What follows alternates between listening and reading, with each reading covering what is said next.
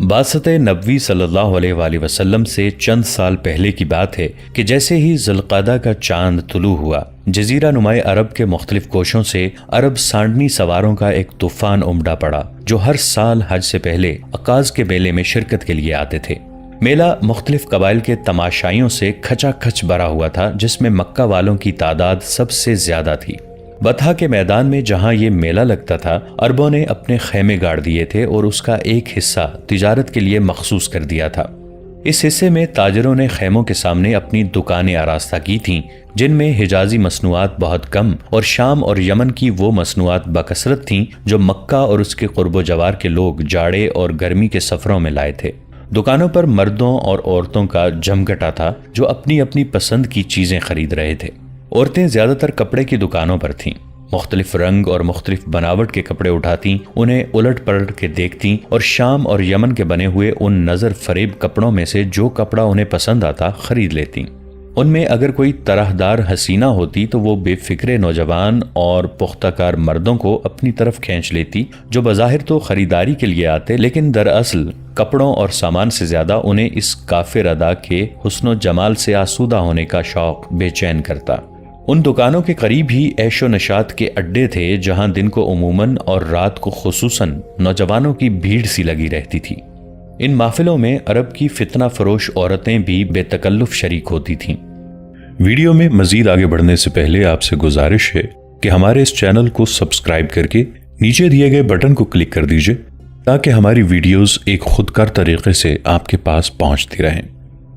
رات کے رومانی اندھیروں میں بساتیں طرب بچھائی جاتی اور عرب کے من چلے جام و ساغر سے کھیلنے لگتے۔ نشے کی ترنگ کے ساتھ ساتھ زبان کی باغیں بھی ڈھیلی چھوڑ دی جاتی اور ہر طرف فقرہ بازی، چھیڑ چھاڑ اور دھینگا مشتی کا بازار گرم ہو جاتا، اور یہ سلسلہ اکثر و بیشتر ان لڑائیوں پہ جا کے ختم ہوتا جن کی آگ مدتوں سلگتی رہتی۔ ایک دن میلے میں ایک شاعر اپنا قصیدہ پڑھنے کھڑا ہوا۔ پہلے اس نے تشبیب سنائی، پھر فخریہ انداز میں اپنے اور اپنے قبیلے کی مدح اور توصیف کی، اور اس کے بعد اس قبیلے کی حجوں میں اشعار پڑھے جو گزشتہ سال اس کے قبیلے سے شکست کھا چکا تھا۔ شاعر کے چاروں طرف لوگوں کا ہجوم تھا۔ تشبیب پر سب نے داد دی، لیکن مفاخرت پر کچھ لوگوں نے خوشی سے تالیاں بجائیں اور کچھ ناک بھون چڑھانے لگے، اور جب وہ اپنے حریف قبیلے کی مذمت پر آیا تو مواقف اور مخالف آوازیں تحسین اور نفریں کی چیخوں سے بدل گئیں اور تلواریں میان کے پردوں سے نکل آئیں۔ قصیدہ ختم ہونے کے بعد ایک کار آزمودہ بزرگ اٹھا اور بپھرے ہوئے نوجوانوں کو سمجھا بجھا کے ان کا جوش ٹھنڈا کیا۔ قصیدہ سننے والوں میں ایک نوجوان بھی تھا، 20 سال سے کچھ زیادہ، مضبوط کثرتی جسم، بالا بلند اتنا کہ مجمع میں سب سے نمایاں اور رنگ میدہ اور شہاب۔ شاعر قصیدہ پڑھ رہا تھا اور وہ جھوم رہا تھا، گویا سخن فہمی کا بہت ہی پاکیزہ اور بلند مذاق رکھتا ہے۔ لوگوں کی چیخ و پکار میں اس نے کوئی حصہ نہ لیا، اس لیے کہ اسے شاعر اور اس کے قبیلے کی مفاخرت سے کوئی غرض نہ تھی، نہ اس کے حریف قبیلے کی مذمت سے کوئی واسطہ تھا۔ وہ نہ اس قبیلے سے تعلق رکھتا تھا نہ اس قبیلے سے، بلکہ شاید وہ دونوں قبیلے اس کے وطن سے کوسوں دور تھے۔ اسے اگر دلچسپی تھی تو ان اشعار سے جو وہ سن رہا تھا۔ شاعر نے جب اپنا قصیدہ ختم کیا تو اس عقل مند بزرگ نے مجمع کو آشتی اور سلامتی کی تلقین کی تو وہ بھی چپ چاپ بیٹھا رہا۔ ہنگامہ فرو ہونے کے بعد جب وہ اٹھا اور اپنے دوستوں کے ساتھ وہاں سے چل پڑا، اور اس قدر تیز گام تھا کہ ساتھ چلنے والے ہانپتے جا رہے تھے۔ انہوں نے اسے باتوں میں لگانا چاہا کہ شاید اسی طرح اس کی رفتار کچھ سست ہو جائے، لیکن یہ کوشش بھی اکارت گئی۔ بات یہ تھی کہ بلند قامتی کی وجہ سے اس کا قدم ہی لمبا پڑتا تھا اور آہستہ چل ہی نہیں سکتا تھا۔ ہوتے ہوتے باتوں میں شدت اور کرختگی پیدا ہو گئی۔ نوجوان چلتے چلتے ٹھہر گیا، اس کی آنکھیں سرخ ہو گئیں اور غیظ و غضب کے آثار اس کے چہرے سے جھلکنے لگے۔ ایک گہرا سانس لے کر اس نے اپنی مونچھوں پر تاؤ دیا اور کہا، تم مجھے اس چھوکرے سے ڈراتے ہو؟ میں خطاب کا بیٹا نہیں، اگر ہاتھ ملتے ہی اسے زمین پر نہ دے ماروں۔ یہ کہہ کر وہ پہلے سے بھی زیادہ تیز چلنے لگا۔ اب اس کے ساتھی چل نہیں رہے تھے، دوڑ رہے تھے۔ یہ ٹولی اکھاڑے میں پہنچی جہاں بہت سے تنومند اور قوی بازو نوجوان تھے۔ اس وقت ایک جوڑ چھوٹی ہوئی تھی اور ایک پہلوان دوسرے پہلوان کو پچھاڑ کے اس کے سینے پر چڑھا بیٹھا تھا۔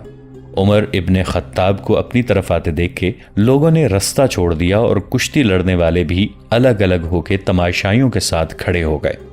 انہیں یقین تھا کہ عمر تماشا دیکھنے نہیں، کشتی لڑنے آیا ہے۔ عمر نے حاضرین پر نگاہ دوڑائی، اس کے چہرے پر ابھی تک غصے کے آثار تھے۔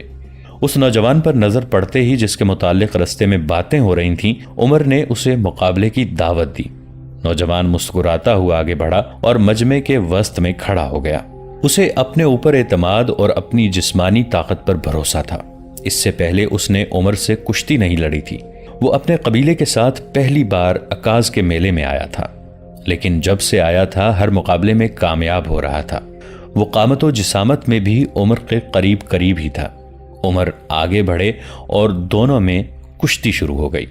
بدوی نوجوان کی پھرتی اور داؤ پیچ دیکھ کر خلقت کا ازدحام ہونے لگا اور اتنے تماشائی جمع ہو گئے کہ اس سے پہلے کبھی نہ ہوئے تھے۔ آس پاس کی لڑکیاں بھی اس جوڑ کا نام سن کے آ گئیں۔ انہیں بڑی بے صبری سے کشتی کے فیصلے کا انتظار تھا، اس لیے کہ اور لوگوں کی طرح وہ بھی جانتی تھیں کہ گزشتہ مقابلوں میں ابن خطاب کو کبھی ناکامی کا منہ نہیں دیکھنا پڑا۔ لیکن جب سے یہ بدوی نوجوان آیا تھا، برابر اپنے حریفوں کو پچھاڑ رہا تھا اور لوگوں کے دل میں یہ خیال آنے لگا تھا کہ شاید یہ عمر کو بھی پچھاڑ دے گا۔ چنانچہ اس سلسلے میں بہت سی شرطیں بدی جا چکی تھیں۔ جب عمر ابن الخطاب نے اپنے حریف کو کشتی لڑنے کی دعوت دی تو یہ خبر بجلی کی سی تیزی سے سارے میلے میں پھیل گئی اور لوگ اپنے کام کا چھوڑ چھاڑ کے آ گئے۔ ابتداً عمر نے اپنے حریف کو زور آزمائی کرنے دی اور خود صرف اپنا بچاؤ کرتے رہے، لیکن جب دیکھا کہ اس کا سانس پھول گیا ہے تو ایک دم جھپٹ کے اس کے کندھوں پر سوار ہو گئے اور دیکھتے ہی دیکھتے اسے زمین پر چاروں شانے چت گرا دیا۔ فضا آفرین و مرحبا کے نعروں سے گونج اٹھی اور مجمع میں عمر کی پہلوانی کے پچھلے کمالات دہرائے جانے لگے۔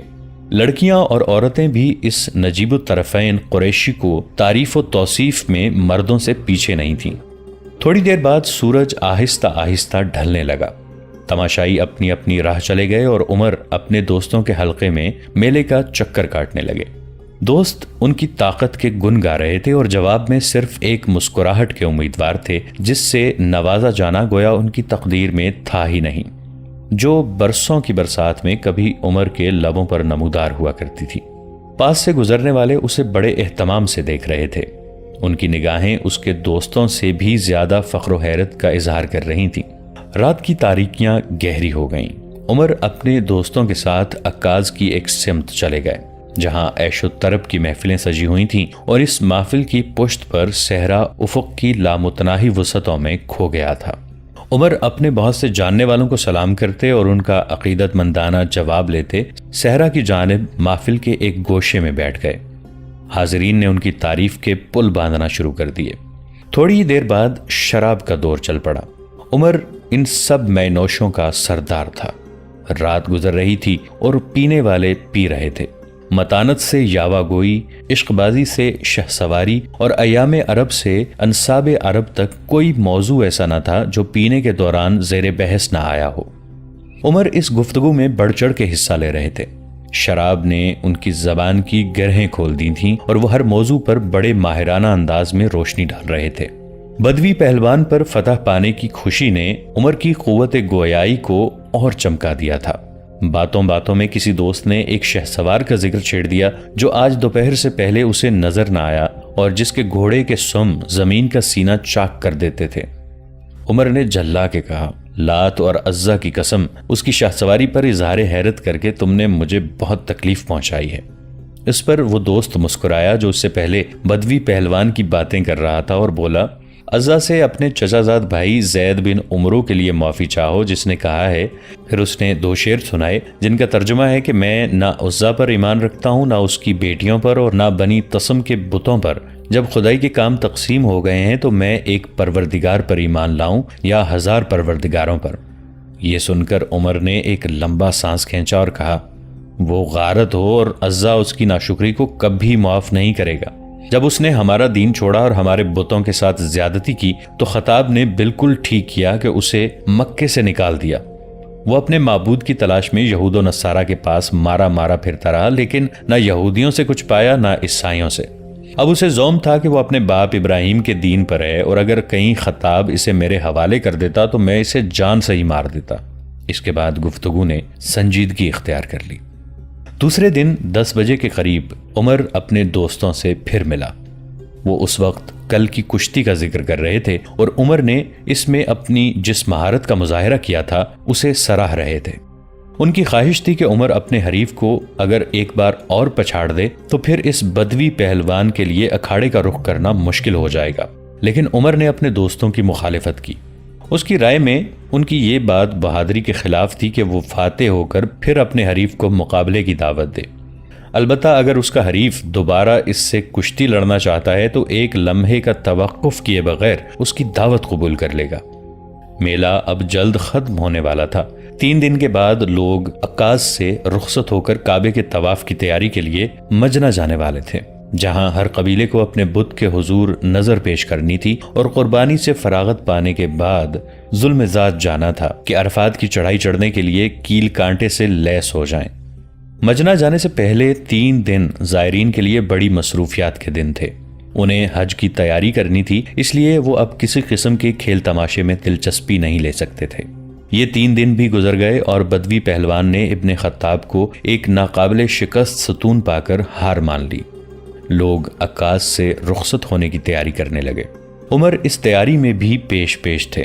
دوپہر کے وقت انہوں نے اپنے غلام کو گھوڑا لانے کا حکم دیا۔ مختلف قبیلوں کے عالی نسب نوجوانوں نے اس گھوڑے کو دیکھا اور اس کا مشکی رنگ، چھوٹے چھوٹے کان، تنی ہوئی گردن، باریک پنڈلیاں اور پچکا ہوا پیٹ دیکھ کر حیرت میں ڈوب گئے۔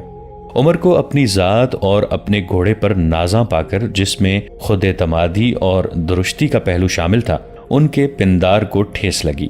انہوں نے عمر سے کہا، آؤ ذرا گھڑ دوڑ ہو جائے، اس سے فارغ ہو کے آرام کر لیں گے اور قیلولے کے بعد مجنہ چلے جائیں گے۔ عمر نے یہ دعوت قبول کر لی۔ ان لوگوں نے بھی اپنے گھوڑے منگا لیے اور سب کے سب کھلے میدان میں پہنچ گئے۔ اس جگہ کا انتخاب کر کے جہاں سے دوڑ شروع ہونے والی تھی، وہ اپنے اپنے گھوڑوں پر سوار ہو گئے اور ثالث کا اشارہ پاتے ہی گھوڑے چھوڑ دیے۔ عمر اور ان کا گھوڑا ایسا معلوم ہوتا تھا کہ ایک ٹکڑا ہے، جس کے متعلق دیکھنے والا یہ تمیز نہیں کر سکتا تھا کہ وہ زمین میں دھسا جا رہا ہے یا فضا میں پرواز کر رہا ہے۔ آج گھڑ دوڑ میں جو کامیابی عمر نے حاصل کی تھی، اس پر لوگوں کی حیرت و مسرت اس حیرت و مسرت سے کسی طرح کم نہ تھی جو انہیں کل اس کے کشتی جیتنے پر ہوئی تھی۔ لوگ عکاظ سے مجنہ اور وہاں سے ذوالمجاز پہنچے، جہاں انہوں نے اپنے اپنے بتوں پر نظریں چڑھائیں اور اس کے بعد ہر قبیلہ جزیرہ نمائے عرب کی مختلف سمتوں میں اپنے اپنے مستقر کی طرف روانہ ہو گیا۔ سال ختم ہونے پر عکاظ کا میلہ پھر آیا۔ عمر اس میلے میں بھی اسی آن بان سے شریک ہوئے اور یہ سلسلہ کئی سال تک بدستور چلتا رہا۔ ایک سال عمر اپنے معمول کے مطابق میلے کے شروع میں عکاظ نہ پہنچ سکے۔ لوگ انہیں ڈھونڈنے اور ایک دوسرے سے ان کے میلے میں شریک نہ ہونے کا سبب پوچھ رہے تھے۔ انہیں زیادہ بے چینی اس بات کی تھی کہ عمر نے تجارت شروع کر دی تھی اور اس جیسے ممتاز تاجر کے لیے یہ کیسے ممکن تھا کہ وہ عرب کے اس سب سے بڑے میلے اور سب سے بڑی سالانہ نمائش سے غیر حاضر رہے۔ لیکن انہیں بہت جلد معلوم ہو گیا کہ انہیں ایک ذمہ داری سونپ دی گئی ہے جو اس سے پہلے قبیلہ عدی بن کعب میں اس کے بزرگوں کو سونپی جاتی رہی ہے۔ بات یہ تھی کہ جب کبھی قریش اور دوسرے قبائل عرب کے درمیان کوئی اختلاف پیدا ہو جاتا تو ثالثی کے فرائض عمر کا قبیلہ انجام دیتا تھا۔ چنانچہ اب کہ یہ ذمہ داری عمر کے سر تھی۔ قریش کے کسی قبیلے اور بنی ثقیف میں سے کسی اہم مسئلے پر چل گئی تھی اور اس جھگڑے کا تصفیہ عمر کو کرنا تھا۔ لوگوں کی خوشی کی کوئی انتہا نہ رہی جب انہیں یہ معلوم ہوا کہ عمر نے اپنے فرائض بآحسن پورے کر لیے ہیں اور اب وہ میلے کے باقی دن ان کے ساتھ گزارنے کے لیے اپنے مشکی گھوڑے پر سوار ہو کر عکاظ آ پہنچے ہیں۔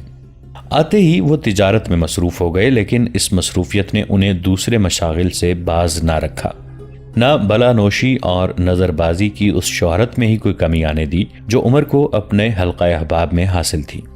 اس سال کے بعد رسول اللہ صلی اللہ علیہ وآلہ وسلم مبعوث ہوئے اور آپ صلی اللہ علیہ وآلہ وسلم نے اپنی رسالت کی تبلیغ شروع کر دی۔ عمر اپنی جوانی اور جوان مردی کے غرور میں آپ صلی اللہ علیہ وآلہ وسلم سے برسر عناد رہا۔ اس کی جنگ جاہلیت میں بلا کی شدت اور کرختگی تھی۔ چنانچہ جب وہ عکاز آیا اور لوگوں میں اس شخص کی بات چھڑی جو قریش کو بت شکنی اور خدا پرستی کی دعوت دے رہا تھا، تو عمر مارے غصے کے جامے سے باہر ہو گیا۔ اس نے محمد صلی اللہ علیہ وآلہ وسلم کو جو اس کے منہ میں آیا کہنا شروع کر دیا اور قریش میں پھوٹ ڈالنے اور اپنے آباء و اجداد کے دین سے روگرداں ہونے پر آپ صلی اللہ علیہ وآلہ وسلم کو ہدف ملامت بنانے لگا۔ محمد صلی اللہ علیہ وآلہ وسلم نے اپنی قوم کے عقائد و عبادات کے خلاف جو انقلابی پیغام دیا تھا، اس پر وہ اتنا غضبناک تھا کہ اگر بنو ہاشم مانے نہ ہوتے تو آپ صلی اللہ علیہ وآلہ وسلم کو قتل کی دھمکی دینے سے بھی نہ چوکتا، اور اس قتل سے جو خونریزی برپا ہوتی اس کی مثال مکہ کی تاریخ میں کہیں ڈھونڈنے سے نہ ملتی۔ عمر کی دشمنی کا سلسلہ جاری رہا، یہاں تک کہ اس نے اسلام قبول کر لیا، اور اب وہ اللہ کے دین اور اس کے رسول صلی اللہ علیہ وآلہ وسلم کی مدافعت بھی اسی جوش اور اسی شدت سے کرنے لگے جس جوش اور شدت سے وہ پہلے ان کی مخالفت کرتے تھے۔ یہ ہے عمر ابن خطاب رضی اللہ عنہ کے شباب کی تصویر۔ آپ اسلامی تاریخ کی قدیم اور جدید کتابیں جتنے غور سے پڑھتے جائیں گے، یہ تصویر اپنے تمام تر خطوط کے ساتھ اتنی ہی نمایاں ہوتی جائے گی۔ لیکن اگر آپ یہ چاہیں کہ عمر ابن خطاب کے زمانہ قبل از شباب کا مطالعہ کر کے ان کے بچپن اور لڑکپن کی بھی ایسی ہی واضح تصویر کھینچ سکیں جیسی ان کی شباب کی ہے، تو یہ کتابیں آپ کی کوئی مدد نہیں کر سکیں گی۔ حالانکہ ان میں عمر ابن خطاب کے اکثر معاصرین کے مقابلے میں ان کے حالات زیادہ وضاحت سے موجود ہیں۔ وہ قبیلہ عدی بن کعب سے تعلق رکھتے تھے، جو قریش کا ادنانی قبیلہ تھا، جس کی شرافت اور بزرگی نے اسے ان سربر آوردہ قبائل میں شامل کر دیا تھا جن میں ہاشم، امیہ، تیم اور مخزوم سب سے زیادہ ممتاز سمجھے جاتے تھے۔ لیکن بنو عدی کو اسلام سے پہلے مکہ میں وہ مرتبہ حاصل نہ تھا جس مرتبے پر بنو ہاشم اور بنو امیہ فائز تھے۔ ان کے پاس مکہ کا کوئی مذہبی یا سیاسی منصب نہیں تھا، اور نہ مال و دولت میں وہ ان قبائل کے برابر تھے۔ البتہ شرف و عظمت میں وہ قبیلہ بنی عبد شمس کے حریف تھے اور اس کے مرتبے کو پہنچنا چاہتے تھے۔ ان دونوں قبیلوں کی یہ کشمکش اور منافست سالہ سال جاری رہی، یہاں تک کہ حضرت عمر رضی اللہ عنہ کے والد خطاب بن نفیل کے زمانے میں بنو عدی اپنے صفا کے مکانوں کو چھوڑ کر قبیلہ بنو سہم کے جوار میں پناہ لینے پر مجبور ہو گئے۔ پھر بھی حضرت عمر رضی اللہ عنہ کے بزرگ اپنا تحفظ کرتے رہے، اس لیے کہ قلیل التعداد اور بڑے بڑے قبائل کے مقابلے میں کمزور ہونے کے باوجود وہ علم و حکمت اور دور اندیشی میں اپنا ایک خاص درجہ رکھتے تھے۔ ان کے علم اور حکمت نے انہیں سفارت اور فیصلہ منافرہ کے عام عہدے عطا کیے تھے۔ چنانچہ قریش اور دوسرے قبائل کے درمیان جب کوئی نزاع پیدا ہوتا تو وہ قریش کی نمائندگی کرتے اور جھگڑوں میں ان کا فیصلہ تسلیم کیا جاتا۔ وہ فصاحت اور بلاغت میں بے نظیر تھے، اور یہ ان کی حکمت اور دانش کا ہی اثر تھا کہ ان میں زید بن عمرو جیسے شخص نے جنم لیا جو کھلم کھلا بت پرستی کے خلاف تھے اور جنہوں نے بتوں کا ذبیحہ کھانے سے صاف لفظوں میں انکار کر دیا تھا۔ پھر ان میں حضرت عمر بن خطاب رضی اللہ عنہ پیدا ہوئے، اور جس قبیلے میں حضرت عمر رضی اللہ عنہ جیسی شخصیت پیدا ہو اسے اپنے فخر و امتیاز کے لیے کسی سہارے کی مطلقاً ضرورت نہیں۔ یہ ہے حضرت عمر رضی اللہ عنہ کا قبیلہ، اور یہ ہے ان کے باپ کا سلسلہ نسب۔ خطاب بن نفیل بن عبد العزا بن رباح بن عبداللہ ابن قرط بن رزاح بن عدی بن کعب۔ عدی مرہ کے بھائی ہیں جو 8ویں پشت میں رسول اللہ صلی اللہ علیہ وآلہ وسلم کے جد تھے۔ مادری سلسلہ نسب یہ ہے: حنتمہ بنت ہاشم بن المغیرہ بن عبداللہ بن عمر بن مخزوم۔ خطاب اپنی قوم میں ممتاز حیثیت رکھتے تھے، لیکن نہ ان کے پاس دولت و ثروت تھی، نہ خدم و خشم۔ ایک دفعہ حضرت عمر رضی اللہ عنہ نے عمرو بن العاص کو، جو اس وقت مصر کے گورنر تھے، ایک خط لکھا جس میں ان سے مصر کے محاصل کی تفصیل طلب کی۔ عمرو بن عاص یہ خط پڑھ کر طیش میں آ گئے اور جواب میں لکھا کہ خدا کی قسم اگر میرے لیے آپ کی خیانت جائز بھی ہوتی تو میں ایسا نہ کرتا، اس لیے کہ ہم ایک ایسے حسب و نسب کے مالک ہیں جسے دیکھ کر ہم آپ کی خیانت سے بے نیاز ہو جاتے ہیں۔ آپ نے فرمایا ہے کہ آپ کے پاس وہ مہاجرین اولین ہیں جو مجھ سے بہتر ہیں، اگر ایسا ہے تو خدا کی قسم اے امیر المومنین، نہ میں آپ کا دروازہ کھٹکھٹاؤں گا، نہ آپ کے لیے اپنے دروازے کا قفل کھولوں گا۔ عمرو بن العاص رضی اللہ عنہ کا غصہ اس حد کو پہنچ گیا تھا کہ جب محمد بن مسلمہ رضی اللہ عنہ حضرت عمر رضی اللہ عنہ کی طرف سے ان کے محاسب بنا کر بھیجے گئے تو انہوں نے کہا خدا کی لعنت ہو اس گھڑی پر جب میں عمر رضی اللہ عنہ کی حکومت میں گورنر بنایا گیا۔ اللہ کی قسم میں نے عمر اور ان کے باپ دونوں کو اس حال میں دیکھا ہے کہ ان کے جسم پر ایک بہت ہی گھٹیا کپڑے کا چوغا ہوتا تھا جو بمشکل گھٹنوں تک پہنچتا تھا اور ان کی گردن پر خشک لکڑیوں کا گٹھا، لیکن عاص بن وائل حریر و دیبا کا لباس پہنتے تھے۔ اس کے جواب میں محمد بن مسلمہ رضی اللہ عنہ نے کہا عمرو اس قدر آپے سے باہر نہ ہو، عمر تم سے بہتر ہیں۔ اب رہا ان کے اور تمہارے باپ کا سوال، سو وہ دونوں جہنم میں ہیں۔ آج کی قسط میں اتنا ہی، اگلی قسط میں آپ سے ملاقات ہوگی اسی ویڈیو کے تسلسل کے ساتھ۔ اگر آپ چاہتے ہیں کہ اس کہانی کی تمام اقساط آپ تک بلا تعطل پہنچتی رہیں تو ہمارے اس چینل کو سبسکرائب کر کے نیچے دی گئی گھنٹی کی علامت کو ضرور کلک کیجیے گا۔ اپنا بہت سا خیال رکھیے گا، ملتے ہیں اگلی قسط میں، تب تک کے لیے ہمارا اور آپ کا اللہ نگہبان۔